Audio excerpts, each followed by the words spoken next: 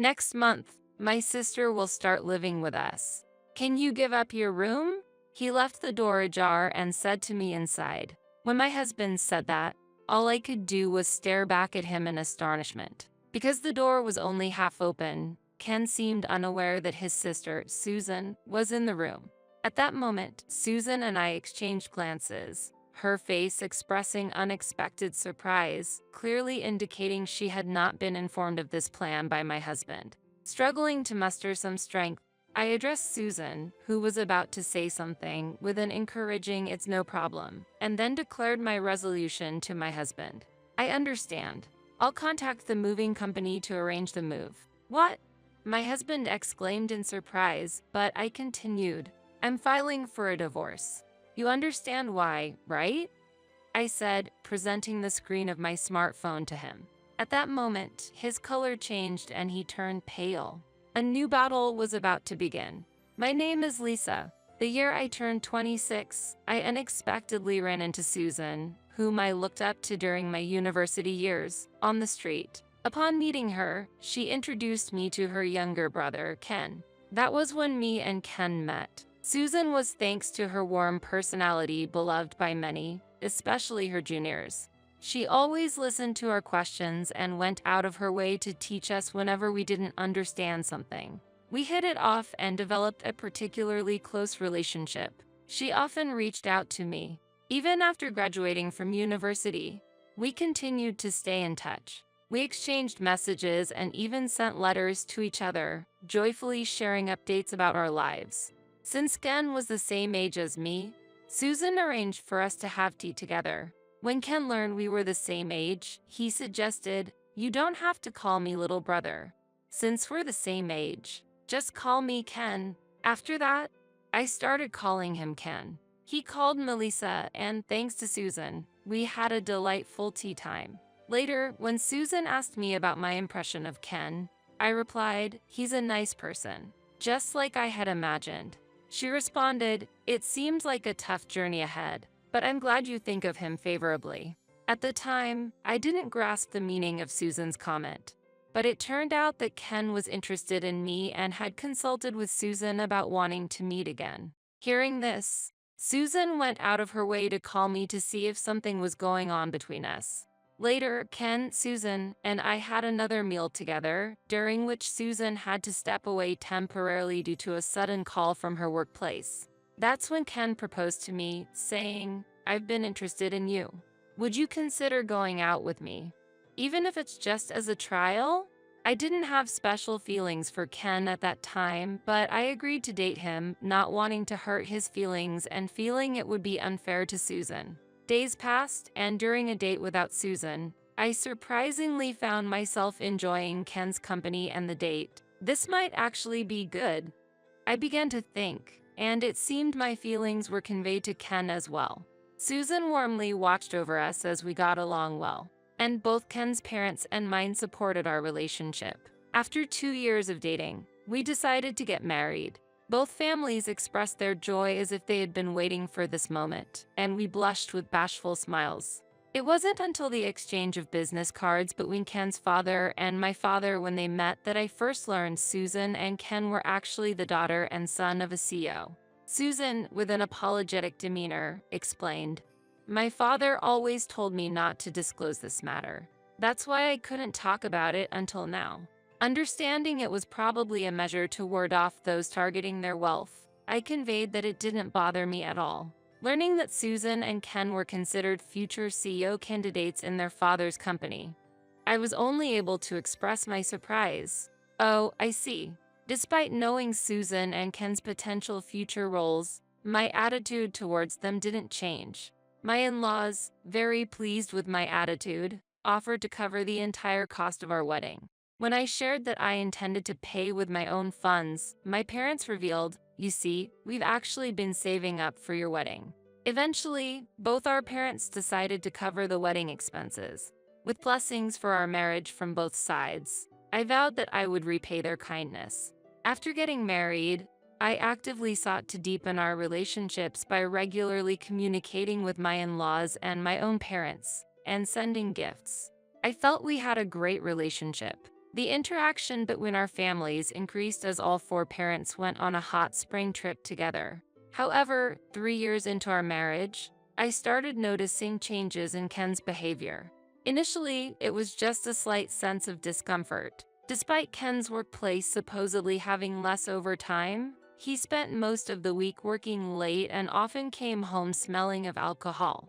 Perhaps he was just drinking alone at a bar after work. I knew that his job was demanding, especially since he was expected to be the next CEO. I wanted to support him as much as possible. Still, the ongoing overtime was concerning. One day, worried, I directly asked him about his situation. "Are you okay? You've been doing a lot of overtime lately. Aren't you feeling tired?" Concerned about his daily fatigue and attempting to have a conversation with him, he reacted with obvious irritation. "I can take care of myself. I want to be free from work stress at home. Please don't bring up overtime," he said, and with those words, he turned on the TV, ending our conversation there. I noticed that his attitude had become particularly cold recently. It might be the exhaustion from work. Hoping to help him regain his energy, I tried to alleviate his fatigue with hot baths and made his favorite dishes for lunch. However, one day, when I came home and went to wash his used lunchbox, I noticed that the usual dividers and small cups were missing. While I was happy that he was eating his lunch, the disappearance of the dividers and cups was certainly not normal. Faced with this situation, I got worried. A terrible thought crossed my mind. Could it be that he's throwing away the lunches I made with love? If he threw away the lunch, it would make sense that the dividers and cups would also be discarded, hence why they were missing. That day, I was enveloped in deep sadness as I looked at the empty lunchbox. The thought that the lunches I made might have been thrown away made my heart ache, and tears started to flow. I had doubts in my heart, wondering, is he throwing away the lunches I made? Yet, I didn't have the courage to confront him directly with this question. Instead, I casually asked, "Do you mind if I stop making lunches for you?" He appeared momentarily puzzled, but then, after some thought, replied, "That might be better. What one wants to eat can change daily, and it must be hard for you to make lunch every day. You don't need to make it from tomorrow on." It seemed as if he was saying he didn't need the lunch out of consideration for me, but the thought that my homemade lunches were unnecessary for him pained my heart. The next day, while I was working in my room, I heard Ken, not knowing he returned home already, talking on the phone in the next room with the window open, and his voice inadvertently reached me. "Well, my wife asked me if it's okay not to make lunches from tomorrow on." I wondered what she was thinking, considering she's the one being supported by me. I kind of pondered what she had provided since we got married, but it was troublesome to carry around garbage, so I pretended to be considerate and told her it's okay not to make lunches anymore. Hearing his words hurt me and enveloped me in sadness. In that moment, my hand moved unconsciously, activating the recording app on my smartphone. Listening to the recording later, I realized Ken had been speaking quite loudly on the phone, and his words were clearly captured. I had no idea how to handle the situation. At that time, I decided to consult with Susan, who had always been a strong presence in my life. When I mentioned that I wanted to talk about something, she made time on her next day off, and we went to a cafe with private cabins together. It was comforting to know that even if I started crying, I won't have to worry about others around me. When I began to earnestly talk about wanting to know how Ken behaves at work, Susan listened intently with a serious expression. Upon hearing Ken's recorded voice, she was outraged, saying, "That's unacceptable. Treating the lunches you painstakingly made as trash, complaining about lunches made for him. And what does he mean by what she has provided? You have been doing all the household chores, right?" I could only nod in silence. We both work, but since getting married, I naturally took on all the household duties. I was under the impression that his work was more demanding than mine. That's why I never asked him to help with chores at home, thinking his position as a future CEO candidate was challenging enough and wanting him to have some peace and quiet at home. But to think that my efforts were taken for granted and even perceived as nothing. I can't understand why Ken suddenly started saying such things. Maybe something happened at work. His overtime has increased lately. What? Our company is currently aiming to eliminate overtime, so there's no way Ken is working late. What? I was shocked to learn that he was lying. What on earth was going on with him? As I truly enjoyed our time together and felt deeply for him, knowing about his betrayal made tears stream down my face uncontrollably. Susan gently placed her hand on my shoulder and said, "Don't worry. I'll look into Ken's situation. It's okay for you to go back to your parents' house for a while. Discuss it with your father and mother. We'll say that you are going on a trip with your mom to keep things under wraps. Thank you. I leave it to you." Feeling the difficulty of continuing to live with Ken under these circumstances, I was truly grateful for Susan's suggestion. Later, Susan shared what I had told her with my in-laws and also shared the audio data I provided. They promised to do their utmost to investigate Ken's actions. Having allies other than Ken was incredibly reassuring for me, a testament to the good relationships we've built over time. And within just a week, Susan and my in-laws came to visit my parents' house. As soon as they entered the living room and said, "We are terribly sorry," my whole family, including myself, were taken aback. We quickly asked them to sit down on the sofa, served tea, and then began to inquire about what had happened. The truth is, I am very sorry to say, but our son seems to be having an affair. The father-in-law started to explain with a sense of unease. Having been quietly reflecting at my parents' home, I had suspected that Ken might be having an affair, so it wasn't entirely unexpected. However, faced with the reality of one's spouse being unfaithful was an immeasurable blow. At that moment, I felt all the strength drain from my body, and my mother gently supported my shoulder, seeing my distress. It appears that during Ken's absence, my in-laws and Susan discreetly investigated his actions at work, checking security footage, and uncovered his affair with a new female employee. Due to Susan being in a different department and Ken's position as the CEO's son, no one felt able to speak up, which led to this situation. The new employee was informed by her colleagues that Ken was married, yet she responded with indifference, continuing the relationship despite knowing he was married. During lunch breaks, Ken was seen in the relaxation area with the new employee, sharing the lunch she brought. This seems to be the reason as to why he no longer needed the lunches you made, resulting in him discarding them. In fact, there were witnesses who saw the new employee empty the lunchbox contents into a trash can. It was unbelievable that something like this had been going on at the company, and that people knew yet remained silent. Did the president's son and his affair partner have that much influence within the company? The father-in-law, deeply pained by the situation, expressed, "I cannot believe such things were happening in our company. I am really sorry. I feel remorseful not just for my son's actions but also for my position as the leader of the organization." He then made it clear, "There is one thing this incident has made evident. He is not fit to take over our business. It's secondary whether he has the business acumen or not.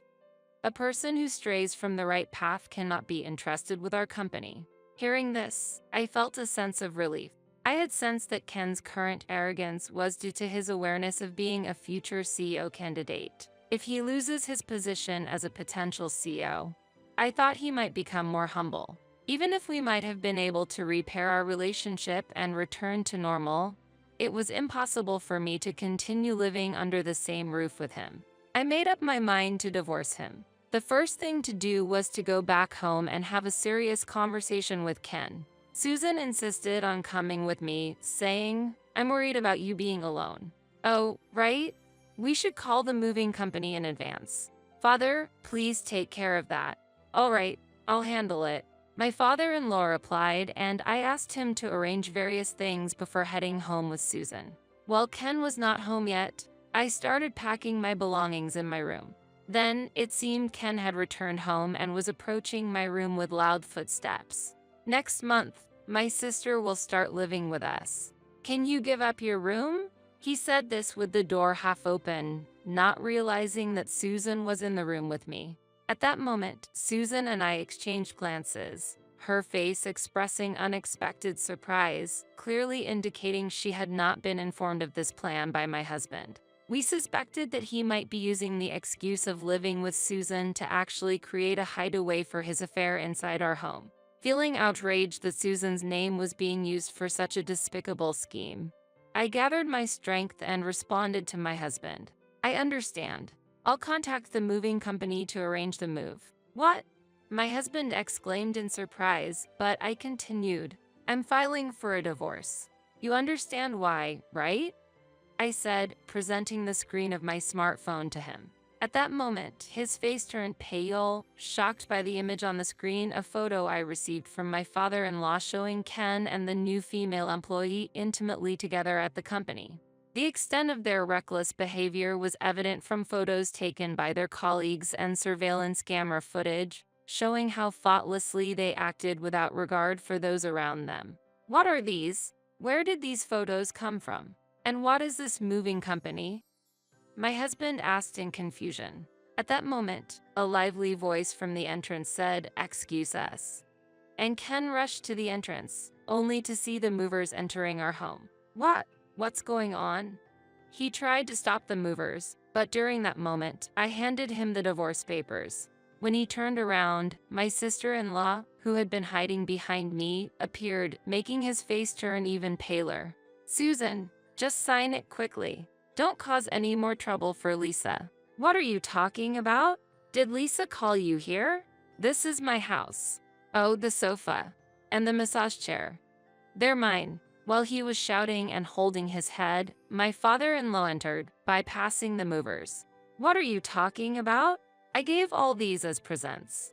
They are not yours. You haven't done anything for Lisa on your own, yet you speak like this. Dad." Ken must not have expected his family to come together and criticize him for planning to use my room for another purpose. He probably never thought that I would seek help from anyone else because I had always been devoted to him. He might have thought that I would tolerate his infidelity and say nothing, enduring it quietly. But there were things even I couldn't tolerate. I can't build trust with someone who throws away my homemade lunches while eating in others and boldly lying. Why is everyone? In front of me stood not only my father-in-law but also my mother-in-law and my parents, all casting cold gazes at Ken. It didn't take long for Ken to realize he had no allies left. "You are no longer a part of this family." "Wow. To engage in an affair within the company. You've got nerves. You will be transferred to our overseas factory. If you dislike that, resign and start a new life somewhere far away." "But, Dad, I was supposed to be the next president. Since my sister is a woman and I am your son, shouldn't I be the most suitable for the position?" Silence. "Just because you are my son doesn't mean I can entrust you with our business. You truly underestimate corporate management. More and more, I see that someone like you is unnecessary for our company." My father-in-law's stern words completely unsettled Ken, shattering his title of future CEO candidate. As a result, he signed the divorce papers in front of me, appearing soulless, ensuring that our divorce would be finalized smoothly. While Ken was in a daze, his parents took him back to their home. In the meantime, Susan helped me organize my belongings, and I was able to return to my parents' home. The furniture moved out by the movers was stored in a rental warehouse, all high-quality items that my father-in-law offered for me to use freely when starting my new life. The next day, Ken's affair partner, unaware of anything, showed up at work and, upon learning that everything had been exposed, she shed tears. Her parents were then summoned to the president's office, where they deeply apologized for their daughter's actions. It seems her parents were planning to make their daughter work hard as a form of compensation for her actions. Meanwhile, Ken, failing to grasp the gravity of the situation, was sent off to the overseas factory, where he finally seemed to comprehend his predicament. Caught in a place where he can't escape the judgmental eyes of others, he seems to be making daily efforts to pay the alimony, despite wanting to return home. For about a month after the divorce, I was feeling depressed, but Susan invited me out and cheered me up. She even suggested, "How about we share a room together?" So now we are happily searching for a place to live together.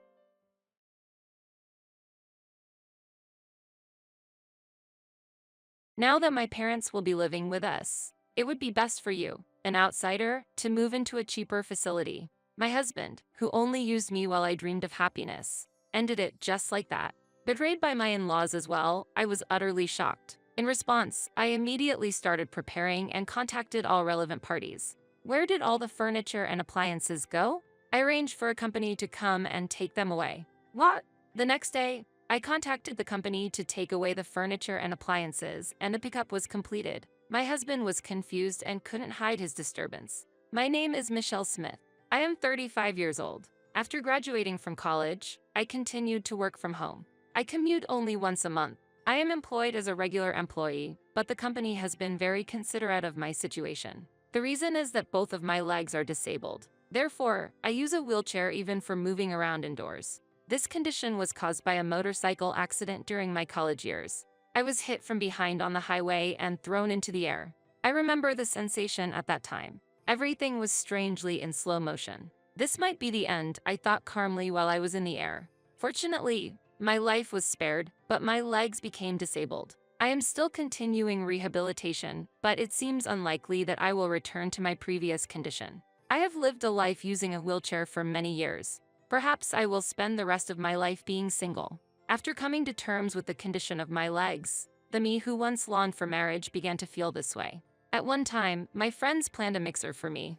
That's where I met my current husband, Ken. He is 5 years older than me. He looks younger than his actual age. In addition, I was surprised by how youthful his actions and speech were, not seeming like someone who is 40 at all. To put it nicely, he's simple and honest. Surprisingly, he didn't mind my wheelchair at all and asked various questions without any hesitation. How do you manage meals? What about housework? Can you reach the laundry? What about work? Are you okay with using the toilet and bathing by yourself? While others were hesitant, Ken had no such reservations, and that was refreshing. I was so happy because I had never met someone I could talk to so openly. While most people would not ask about my legs, Ken did not hesitate to ask various questions. Normally, it might be considered rude, but his interest was a joy for me. He was genuinely interested in me. After several dates, we started dating. With him, I can surely be happy. At that time, only Ken was in my eyes, and I felt like I would never meet anyone else who could be by my side. Then, about half a year into our relationship, I received a proposal, and I felt extremely happy at that moment. However, the situation changed drastically shortly after we got married. We started our married life together in my single-family home. This house is a bit expensive for rent, but is a comfortable dwelling suitable for wheelchair living. Probably it's thanks to the previous tenant who modified it for barrier-free access. Ken liked this spacious house. Since I spend a lot of time at home, I took on most of the housework. Sometimes, when I was not feeling well, I would ask him for help, but he would say, "I'm tired today," and wouldn't help at all. Moreover, he refused to assist with bathing. What? No, I don't want to do that.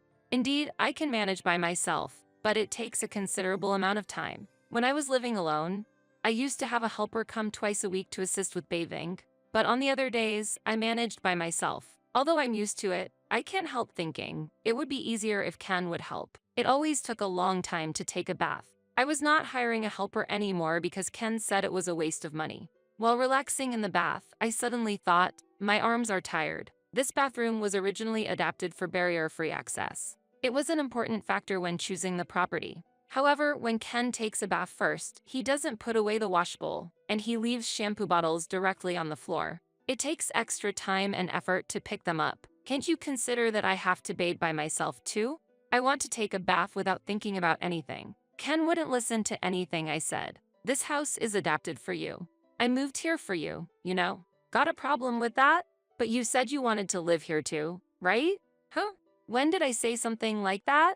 This house is where I lived before. Therefore, it is adapted so that I can live comfortably even with a wheelchair. When Ken first came here, he was impressed with the size of the house and the appliances, especially because I had invested a bit in electronics and furniture. I want to live here after we get married, he had said. Now he says, these handrails are in the way. It's like a nursing home. Why would you say something like that?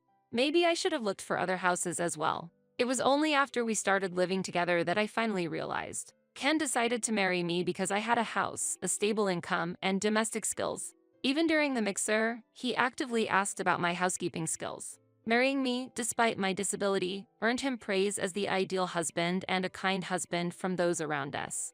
But that was a misunderstanding. Despite my disability, I am independent, yet he is dependent on me for everything. As evidence, he spends most days out and about. Since the beginning of our relationship, he hasn't held a stable job and continues to live a part-time lifestyle. After getting married and realizing this reality, I have been brought to tears by my own pitiful situation. Yet, I chose not to leave him. I convinced myself that the fact he married me means he must have some affection for me, though I do not feel completely loved by him. Hey, can you give me some pocket money? I just gave you some, didn't I? I've already spent that. Ken, though unemployed, started demanding money from me. So, I consulted Ken's mother. Ken doesn't seem willing to work. What should I do? He's been working hard for a long time, so he's just tired. Let him rest a bit. My mother-in-law, who had always said, consult me about anything, ended up taking her son's side when I actually did. Indeed, Ken is her only son, so maybe it can't be helped, but I was not satisfied with that answer. My parents have already passed away, and I have no other family to rely on. Therefore, I was enveloped in despair. I thought about seeking advice from friends, but when I once mentioned a minor complaint, I was told that's a luxurious problem to have. Ken's outward appearance is that good. That evening, I ended up being scolded by Ken. What's this, huh? You've been talking unnecessary things to my mom. Are you talking about the job? Yes, that. Why would you say something that worries the elderly? I can't believe it. Then, you should just work so you won't cause any worry. When I argued back, Ken left the house. Whenever things don't go his way, he runs away. And then he comes back late at night, drunk. It's me. I'm back. It's already morning. Keep it down because it bothers the neighbors. Shut up. Don't talk back to me. When he's drunk, he becomes uncontrollable. In times like this, all I can do is stay silent and endure. I might have reached my limit. That's what I started to think. But becoming lonely again is hard. I was wondering whether I should continue to endure or live alone for the rest of my life. When divorce started to seem like a realistic option, Ken suddenly made this suggestion. How about we live together with my parents? What, you mean move back to your parents' place? No, my parents will come here. Ken spoke as if living together was the natural course of action, and he had decided they would move into our house without consulting me. Indeed, my in-laws are getting older, and I understand the desire to be near them. But both are still healthy, and they have their own home, so it's unclear why they need to move here. Is it really necessary for them to live here? The house will be too small for 4 people, and I work from home, so it will cause problems. You always only think about yourself. I didn't realize you were such a cold person. I'm just saying it doesn't make sense to forcibly move here when there's a perfectly good house already available. This place is bigger, has the latest facilities, and is convenient, right? Plus, it's barrier-free. If my in-laws come here, I'll need to be considerate while working. Ken is hardly ever home, so it's not a problem for him. But my in-laws, being pensioners, will likely spend a lot of time at home. Additionally, it takes longer for me to do tasks like using the toilet or bathing compared to others, so living with restraints would be a significant mental and physical burden. Please give me some time to think. There's no time to wait. Hurry up. Ken said he couldn't wait, but without actually waiting, he brought his parents over for the weekend. It seemed that discussions about living together had been progressing in this household for some time. Hey, I've been thinking, what about you moving into a facility? Excuse me? I was shocked and couldn't believe what I heard. A facility as in for me to move into? Yeah, I think it's a good idea. It must be hard doing various things by yourself, right? In a facility, they'll take care of everything for you. Apparently, he was not just thinking about living together but also about kicking me out of the house. I'll come to check on you sometimes. I saw the reality clearly. If I don't confront this now, when will I? Honestly, what do you think of me? You're my wife, right? You're saying you'd send your wife you love to a facility? Hold on. When did I ever say I loved you? I felt my face getting hot. This man was just using me all along. I should have realized that long ago. The moment I realized it was time to put an end to everything, Ken uttered something unbelievable. Since this house will be lived in by my parents and me, you, an outsider, will be moving into a cheaper facility. What do you mean? When I looked to my in-laws for some form of rescue, they wore sarcastic smiles. Why are you laughing? Well, it's just funny. Sorry about that. They might have had their eyes on my house since even before we got married. Clearly, the situation was moving rapidly. I felt a strong need to get them out of the house. Please leave. What did you say? Please leave right now. Hey, why are you speaking to my parents like that? It seemed like I was seeing Ken's true colors. He was shouting at me with a face full of anger. If he cares so much about his parents, he should earn and build a house for them. Why try to take mine? Anger was boiling over in my head. Ken, calm down. She is just shocked by the sudden news. We just came for a preliminary look today. Yes, it's natural to check the house before moving in. It has become more livable than before, with more appliances. They came with the serious intention of taking my house. I tried to take a deep breath to calm down. As I inhaled oxygen, suddenly, a suspicion crossed my mind. How do they plan to make a living after I leave? My in-laws live on their pension, and Ken is employed on a non-regular basis. Currently, I pay for all the rent and daily expenses of this house. Who will pay the $2,000 living expenses? Do my in-laws think Ken earns enough for the rent and living expenses? Regardless of my concerns, my in-laws left the house contentedly. Ken also left with them. I'll be staying at my parents' house tonight. Wait, I want to talk. There's nothing to talk about. I, as the head of the household, have made my decision. My opinion won't change. I was left behind, stunned and bewildered, but I couldn't just sit still. Thinking I had to come up with a plan, I contacted an acquaintance who is a real estate agent. That night, Ken stayed at his parents' house and did not return. They were probably celebrating together.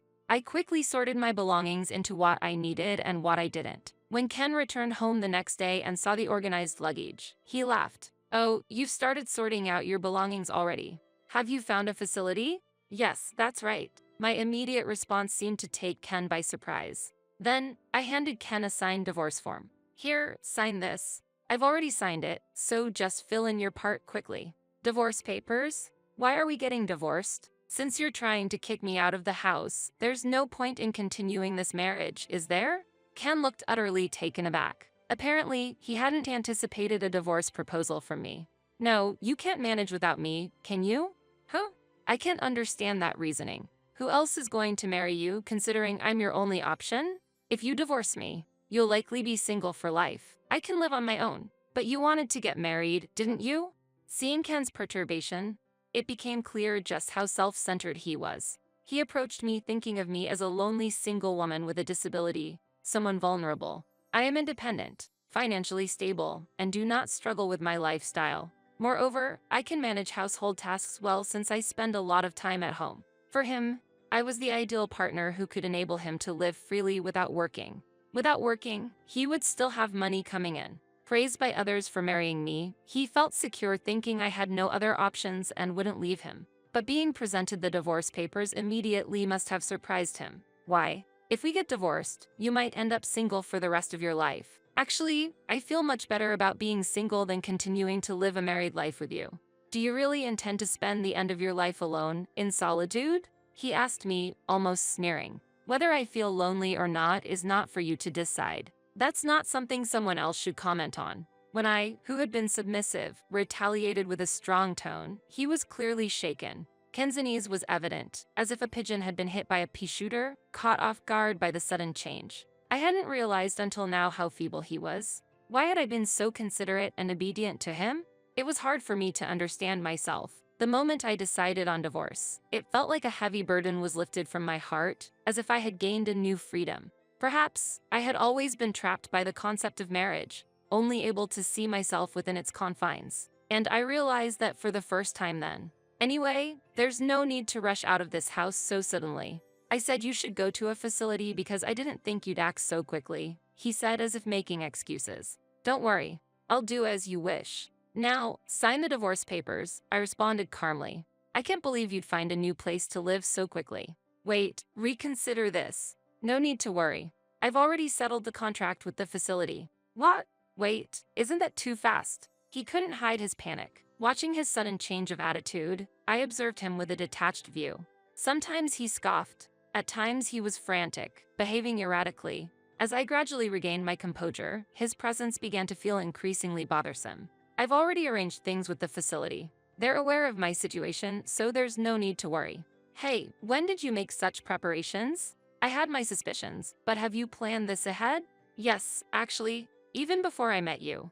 In truth, I had my eye on a specific facility in anticipation of my old age. It looked like a condo complex. When I was injured, feeling uncertain about the future, I devoured investment books while hospitalized. As a result, I decided to start investing in stocks and real estate. I used my income and inheritance from my parents to diversify my investments. The facility I had been eyeing was actually already purchased by me and had been operated as a rental property for a long time, generating rental income. I had never mentioned any of this to Ken. It was my secret source of wealth. We don't need a divorce. I get it. You can stay here. Let's live together with my parents. You really don't understand anything. As if I would ever agree to live together. He seemed completely oblivious. Even in the situation of offering a divorce, he still thought I had no other options but him.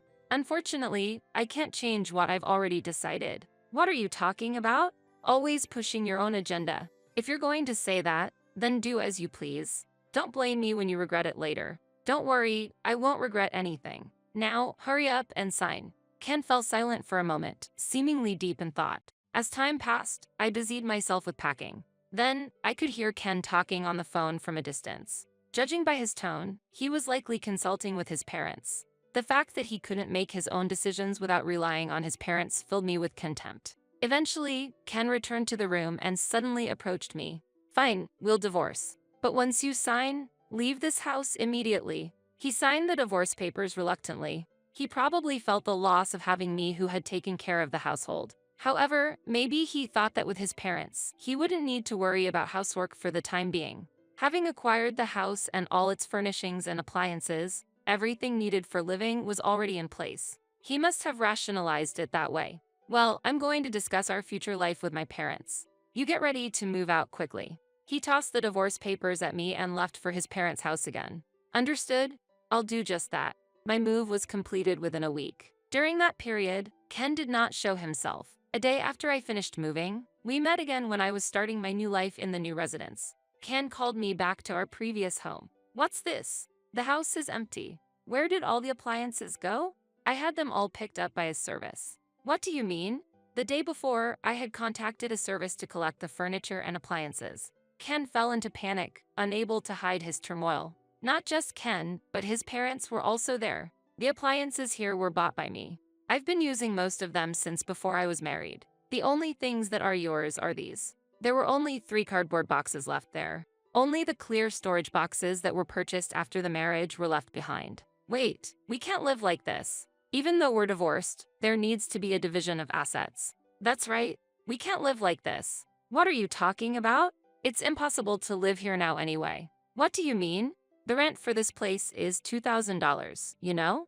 Ken and his parents were at a loss for words. Aside from his parents, I had clearly explained this to Ken when we got married. This house, it's not owned by you? That's right. I don't own it. This place was rented through a real estate agency run by an acquaintance, who gave me a slight discount on the rent. I had informed him that if I were to leave, the rent would naturally increase. Being a barrier-free property, there were several inquiries from people in similar situations as mine. That's why I recommended moving out as the wisest choice. Why didn't you say that sooner? What are we supposed to do now? That's not my concern. I clearly explained it to Ken. I wasn't told, we'll sue. Their reaction was as expected. From the outside, it might look as if I suddenly demanded a divorce, relinquished the dwelling, and took away the furniture and appliances. However, I was confident in my position. You're free to sue, but do you have the funds for that? Ken's expression darkened. It was clear this man didn't have the financial means to hire a lawyer. Even if he somehow managed to hire one, I had a decisive advantage. In front of Ken and his in-laws, I presented several photographs. What are these from, I wonder? The photos captured Ken indulging in gambling and nightlife. All of these were funded by me. I am prepared to fight with these. Ken, what is all this about? Everything was supposed to go smoothly. His parents were panicking abnormally. What was happening? Then Ken suddenly started to prostrate himself in apology. I'm sorry. Please cancel the divorce and let's start over. I can't do it without you. You're the one who drove me out. The divorce is already final. You're the one who said you didn't love me. So all I'm doing is leaving. Then his in-laws also started prostrating themselves beside Ken. We have nowhere to live now. This situation was completely unexpected. What do you mean? Our house is going to be seized. A shocking fact was revealed. Ken's family home was in a situation where they had to vacate in a few weeks. They were actually bankrupt. The enormous debt accumulated by the father-in-law kept snowballing, and with just their pensions, repayment was impossible. I understood then why Ken, who used to receive an allowance from his parents during his bachelor days, considered marriage as a way out of this predicament. The reason why my mother-in-law was particularly kind before the marriage now made sense. Apologies now change nothing. We are strangers. There's nothing I can or will do for you. You don't care if we end up homeless? That's your responsibility. Can't you at least give us the furniture and appliances? You're not struggling for money. Are you planning to sell them? No, haha. Their intention was clear.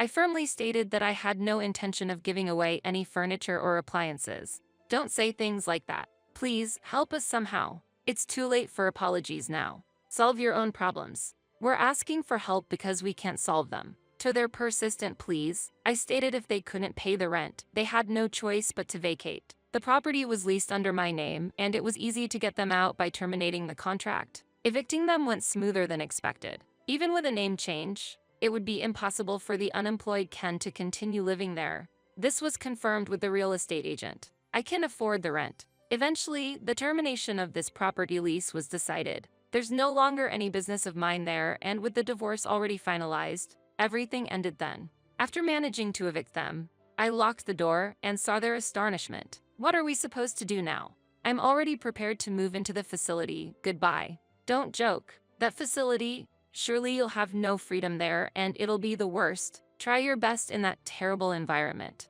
Ken couldn't resist throwing a sarcastic remark my way before finally leaving. I ignored his words and left Ken and his parents behind. However, Ken wouldn't just let it be and visited the facility I had moved into a few days later. What is this about? Ken was lost for words at the sight of the facility I had chosen. Talks of a terrible environment were greatly exaggerated. This place is top-notch. The facility I chose is a luxury one, worth about $700,000. I acquired the facility with the money I had saved over the years and the funds I had grown through investments.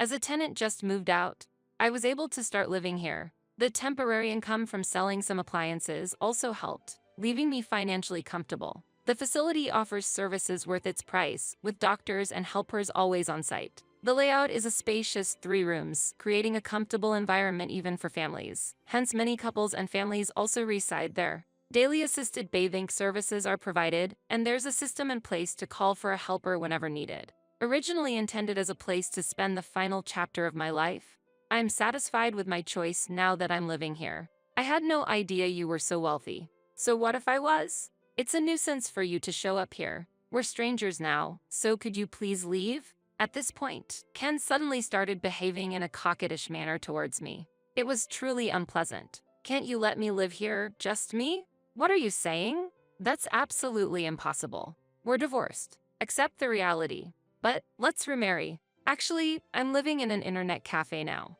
Pitiful, isn't it? Without an address, I can't find a job. Such a self-serving man. Always putting his own convenience first. It seems he quickly abandoned his parents as well. He's utterly self-centered. Why don't you take a look in the mirror? You're looking quite miserable right now. What? Even as an adult, you're still taking money from your parents, living off your marriage like a parasite. And now you're practically a beggar without a home? Pathetic. Ken's face rapidly turned red. Aren't you embarrassed to be begging your ex-wife like this? Look, everyone's watching. Residents on the balcony were looking our way. In fact, I had asked for this in advance in case my ex-husband comes visiting. For everyone to witness his pitiful state. I had anticipated that Ken would eventually come to me, either to console me, believing I'd be in a miserable state in the facility, or to seek assistance. The community was very supportive, intentionally giving Ken sympathetic looks. Their acting was so realistic and moving, almost deserving of an applause. Bathed in the gaze of onlookers, Ken seemed to realize how dishonorable his actions were. I won't ask any more. Leaving those words behind with a pale face, he left. This should prevent him from coming again. Later, I ran into my mother-in-law who was working as a cashier at a supermarket. It appears my father-in-law was doing cleaning work and my mother-in-law was on register duty. Upon seeing me, my mother-in-law hurriedly hid her face and avoided me. She was being scolded by a younger female employee for her behavior. I heard Ken was introduced to a job by someone he met at the internet cafe, working in a tough environment for a very low wage. As for me, I frequently host home parties, enjoying my time with people in the facility. I've made friends with other wheelchair users, and with such a community, I wish I had moved here sooner. I'm living a comfortable and happy life. After a long time, I've also been able to devote time to rehabilitation. Currently, I'm working towards being able to walk a bit on my own feet. I'm spending my days satisfied with both my work and personal life.